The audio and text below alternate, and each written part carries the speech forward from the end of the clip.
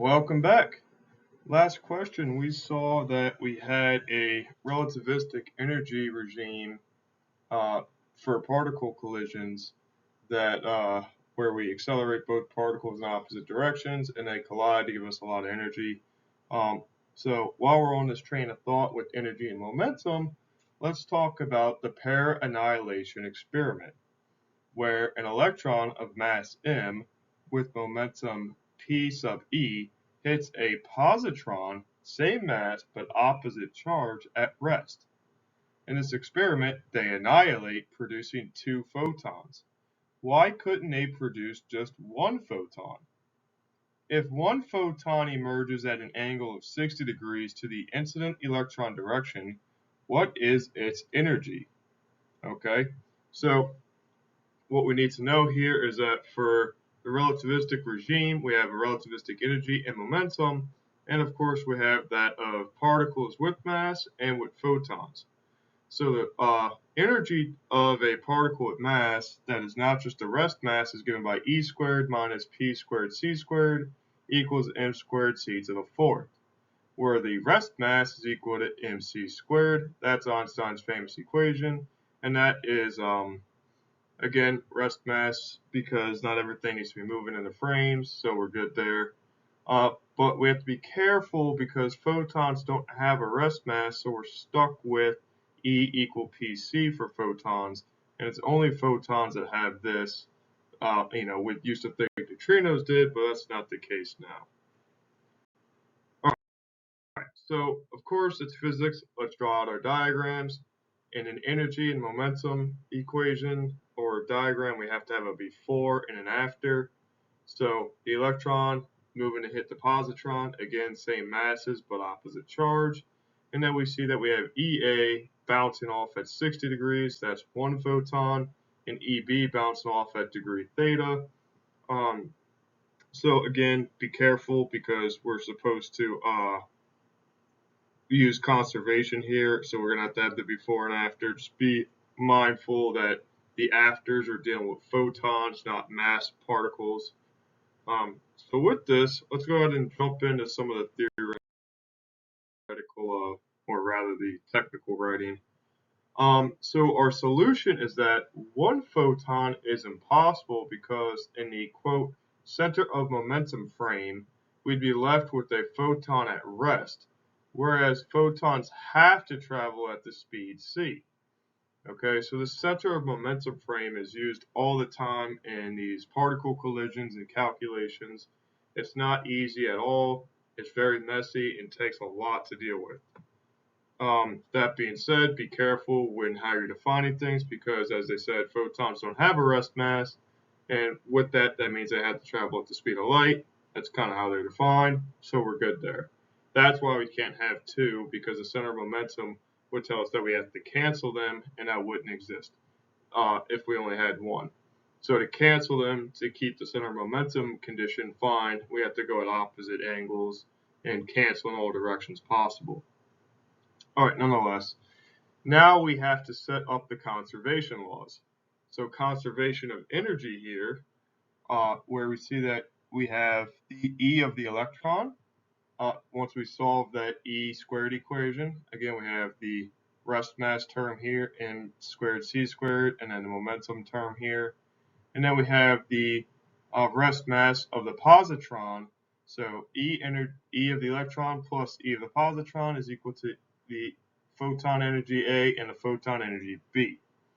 Conservation of momentum, we're going to have to be a little more careful because we have a horizontal and a vertical component. So starting with the horizontal, we have PE.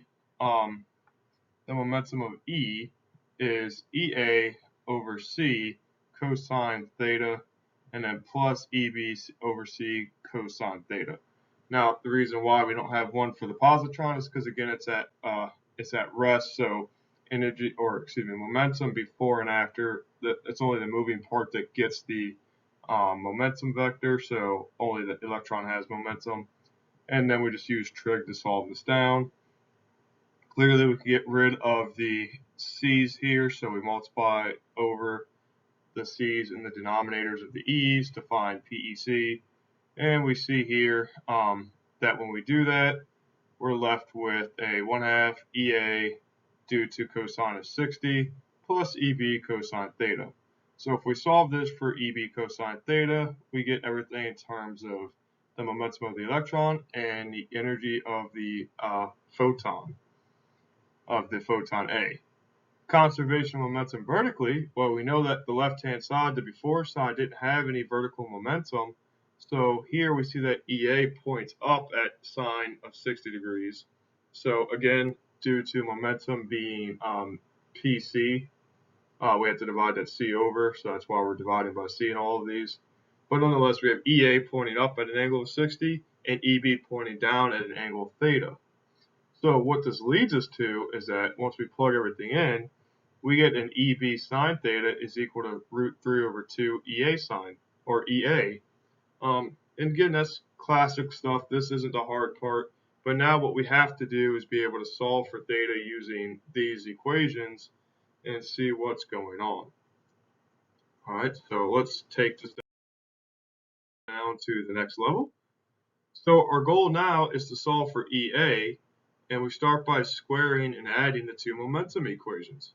Okay, again, we want to do this simply due to algebra so we can get the sine and cosine to join and cancel out using Pythagorean identity. So if we square the horizontal and square the vertical and add them together, the left-hand side is EB cosine, EB sine, and we square them.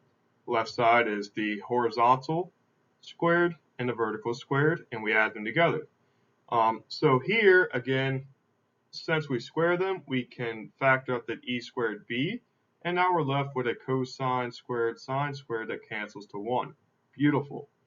The other side, we have to be careful on the distribution because we have a two-part term in the bracket, so we have to FOIL them out. So we get a squared term, and a crossover term. So just be aware that bracket gets distributed, and here we're just left with a square. So we can eliminate EB via the conservation of energy. So we saw what EB was, and now we just plug it in. Fair enough, good to go. Notice here that 1/4 plus 3/4 gives us 1, so we only have a square term here. We don't have any fractions. We like that.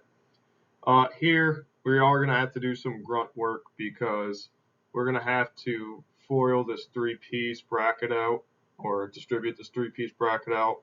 Use Symbolab or Wolfram Alpha, whatever is your favorite. Just get it done and make sure the algebra is fine. That being said, when we take the square root and we end up with the square terms, we get rid of the square root. We have a big old cross term with all 3, a big old cross term with 3, square root in the MC, square root in the EA, and then we're left with the MC C4 or C to the 4th from this term here, a cross term with the MC EA, and then of course lastly the EA term squared. What we notice is that, and it's color coded, is that this PE squared C squared term cancels with the one on the right hand side. Beautiful. And we see that the E squared A term and the EA squared term cancel on both sides. Beautiful. We like that. We like to see that. So moving forward, if we try to condense this as best we can, what we notice is that we can kind of manipulate things to get the squared terms here together. We see we get an M squared C to the 4th, M squared C to the 4th, so we have 2 of those. We have 2 of these cross term members that we're trying to connect, and we get rid of everything that has EA to the right hand side. So we have quite a bit, EA here, EA there. So again, our goal is to now kind of dwindle down what we can in order to solve for the EA. So we let this keep going and we factor everything out that we can accordingly to both sides. And with that, what we see is that we get the 2's canceling, again highlighted in red. And then we can now isolate E by dividing over the bracket associated with it. So what we have here is this gross looking numerator with a whole bunch of square roots and C squareds and a denominator to match. Okay, the only big difference is now we have this -1/2 here. Again, algebra, let it work through. This is absurdly messy, so multiplying by the conjugate will clear up the denominator. Again, all we're doing is changing the sign on the square root and multiplying and distributing. I'll let you read through the algebra there. Once we do that, we can force factor. Again, we kind of see those things happening in the red. And once we do that, we can take things out, cancel them around. Again, I highlighted as much in red as possible for you to help with the following, but this is quite a messy procedure. We see we get a lot of cross terms canceling. Beautiful, cleans it up nicely, gets rid of those square roots.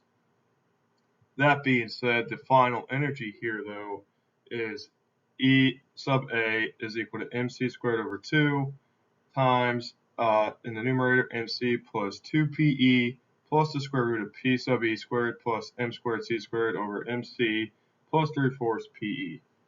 And, whoa, what a question. And we'll see you at the next one.